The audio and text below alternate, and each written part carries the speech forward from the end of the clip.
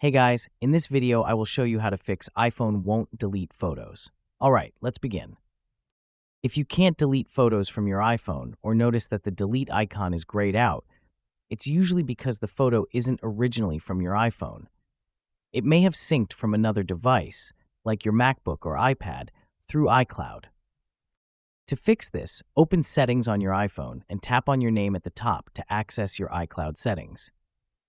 Then, tap on iCloud, choose Photos, and turn off Sync this iPhone. When prompted, confirm that you want to stop updating and syncing photos to your iPhone. This will let you delete the photos directly from your device. Alternatively, you can connect your iPhone to a Mac or Windows computer using a cable. On a Mac, open Finder, go to the Photos tab and turn off photo syncing.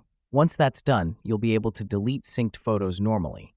So that's basically how you can fix iPhone won't delete photos. That's it for this video. Thanks.